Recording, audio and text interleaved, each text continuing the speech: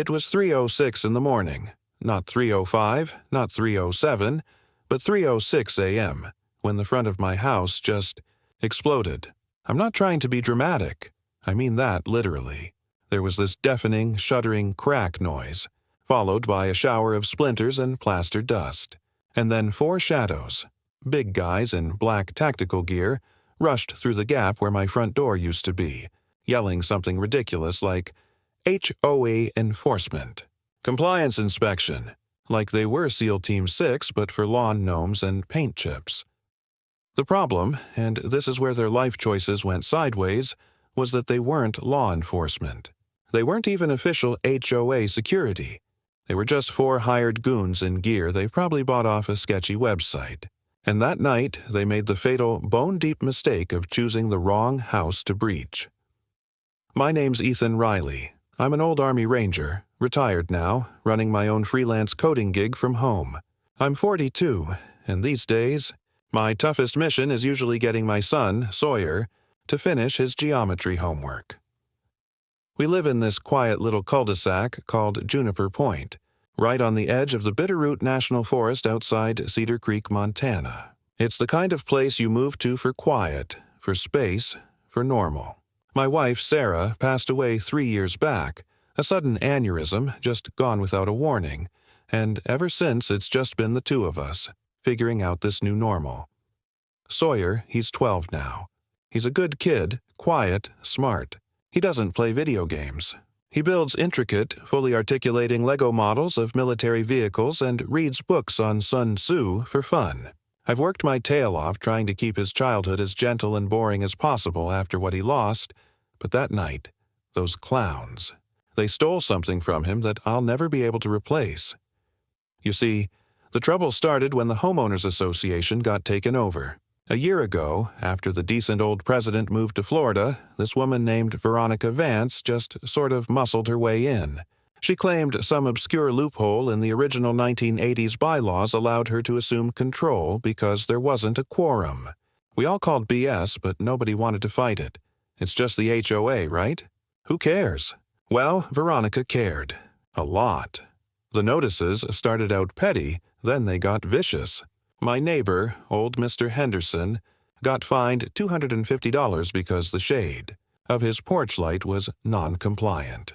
With the new autumn gold palette, another guy got hit for $500 because his satellite dish, which had been there for 20 years, was visible from the street if you stood on a stepladder at a very specific angle. It was pure spite, pure power trip. I stayed silent, mostly, until she decided to target my truck, my old, beat-up, reliable Chevy Silverado, a 4-door heavy-duty that I park beside the driveway, just slightly on the grass because the drive is narrow. She declared it a heavy industrial vehicle, and, citing some new, fabricated rule, banned it from the property. Then she tacked on late payment fees, inspection fees, and nuisance abatement charges that brought the total well over $3,800. I drove straight to her house. I found her out front pruning her prize-winning rose bushes. "Veronica," I said, keeping my voice low and steady, "this truck is classified as a personal use light-duty vehicle, not industrial. The fines are fraudulent, and this is harassment. You need to leave me and my son alone. Now." She didn't even stand up. She snipped a deadhead off a rose, looked up, and gave me this thin, reptilian smile. "You sound like you're challenging me, Mr. Riley," she drawled, her voice dripping with mock sweetness. "Maybe you're not paying attention to who runs this neighborhood now." I didn't know how far she'd go. I genuinely thought she'd just send more threatening letters. Nobody thought she'd actually try to enforce a fake warrant using private security goons. So, back to 3:06 a.m., the door crashes open, and that sound, that awful, final sound, snaps you wide awake. I was reaching for the biometric safe where I keep my 9mm, but I was milliseconds too slow. Before my fingers could even touch the pad, one of the guys was already in our bedroom, floodlight blazing in my eyes, screaming something utterly meaningless about a vehicle inspection warrant. Another brute, smelling faintly of stale beer and cheap cologne, yanked the blanket off me. "Stop resisting HOA inspection." he roared. I saw the black nylon vests. They had cheap white block letters stenciled on them that read, Neighborhood Security Task Force. No badge numbers. No names, no official patches. Just the absolute pathetic facsimile of authority. I raised my hands instantly. I was calculating the angle, the risk, the odds. You have the wrong house, I said, my voice hoarse. The guy in the room shoved me back onto the mattress. Nope, right house. Non-compliant vehicle on file. We're authorized to seize property and conduct a full compliance survey. They weren't even bothering to hide the fact that they were looting. I could hear another guy already in the kitchen, drawers slamming, and a voice shouting, Hey, found a cash box. The worst of it, though, was the fourth guy. He was standing in the hallway, yelling directly at Sawyer. My son was standing there barefoot, dressed in an oversized t-shirt, shaking like a leaf, trying to comprehend why grown men were screaming in our house.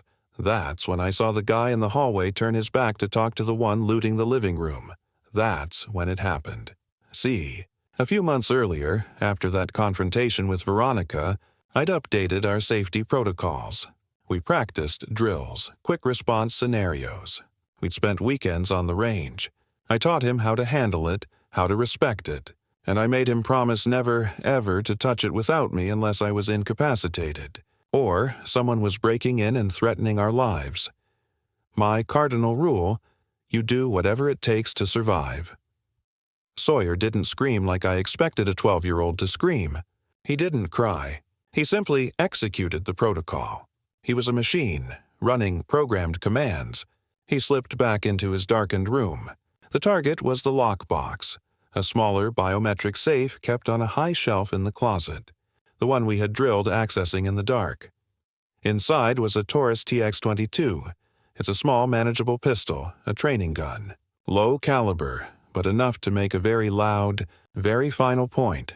I didn't see him do it in the dark, but I heard the sound, a sharp, deafening pop, immediately followed by a silence so thick you could choke on it. And then the guy in the hallway let out this agonizing, guttural scream.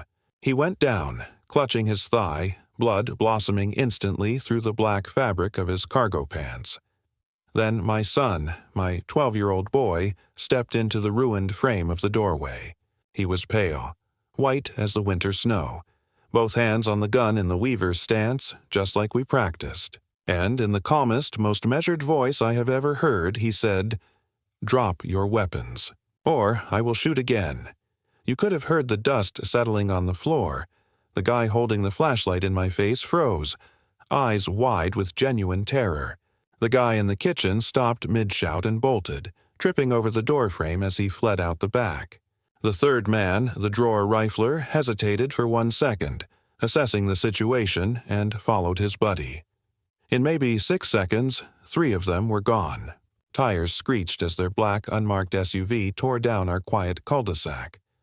Sawyer didn't lower the pistol until I was standing right in front of him, until I gently took it from his shaking hands. His eyes hadn't blinked. He was in shock. I pulled him against me, held him tight, and whispered into his hair that he was brave, that he did the right thing, that he was safe. We were safe.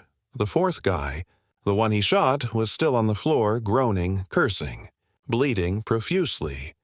I called 911. I told them the facts, clearly, immediately. We had an intruder. He was armed. My son had fired in clear, justifiable self-defense. The dispatcher paused, just for a moment. "Sir," she said, "you're confirming your minor son discharged a firearm?" "Yes," I said. "He saved my life. Police are en route," she confirmed. "Keep the firearm secured. We will take it from here." The real cops showed up 6 minutes later. Real cops with real badges, real patrol cars, and real authority. They cuffed the bleeding man, read him his rights, and called for an ambulance. When they asked what happened, I showed them the ridiculous evidence. The hole in the door, the fake vests, the cheap nylon, and the HOA warrant of entry printout that looked like it had been designed on a mid-90s PC. One of the officers, a tired-looking guy named Detective Harris, actually just stared at the document and laughed. Not a chuckle, a full, weary, head-shaking laugh. "This is the stupidest thing I've ever seen," he muttered. They actually made their own warrant. The investigation moved fast. It turned out Veronica Vance had cooked up this entire, fake, neighborhood security task force. She'd printed the documents, ordered the gear online, and even filed a fake nonprofit listing to try and add a layer of legitimacy. She thought that if she yelled the words loud enough, people would just comply. It was just her and a handful of thugs she hired to terrorize the neighborhood into submission. The wounded guy Sawyer shot? Turns out he was on parole for a prior assault charge.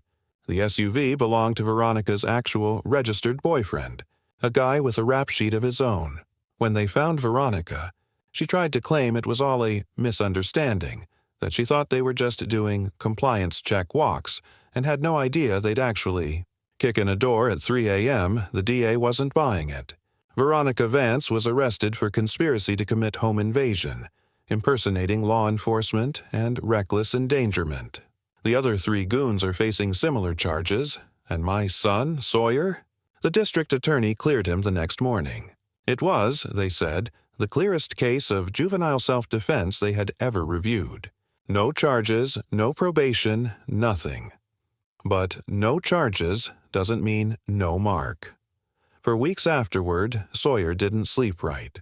He would wake up, walk down the hall, and check the front door locks repeatedly.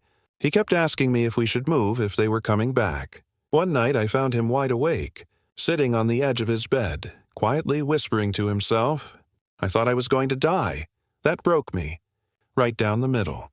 I sat with him on his bed, pulled him close, and held his small solid hand. You were brave, buddy, I told him, trying to sound like the ranger he thought I was. Braver than I ever was at your age. But you don't have to be brave anymore. That's my job now. We started therapy right away. We upgraded everything. We got state-of-the-art security cameras. We replaced that shattered door with a new, reinforced one. Solid steel hinges, steel frame. I made our home a bunker because I never want him to feel that sheer, paralyzing panic again. And Sawyer, he's doing better now. He rarely brings it up, but I see it in his artwork. He used to sketch his Lego tanks and fighter jets. Now, he draws our house, but with tall, thick walls and spotlights on the corners. The difference is, in every single picture, he draws us inside, together, smiling. We are safe. Sometimes people ask me if I regret teaching him to use that gun, if I wish I'd just kept the whole house completely unarmed. They ask if I regret not just paying the $3,800 fine and moving on, and you know what? I don't. Because that night those pathetic power-drunk goons didn't just break into our house. They tried to break into our sense of security, our fundamental right to peace, our simple right to live without fear in our own beds. And my son, my quiet, book-smart 12-year-old son, he stood up to it. He didn't want to be a hero. He just wanted to protect his dad. And by doing that, he saved us both.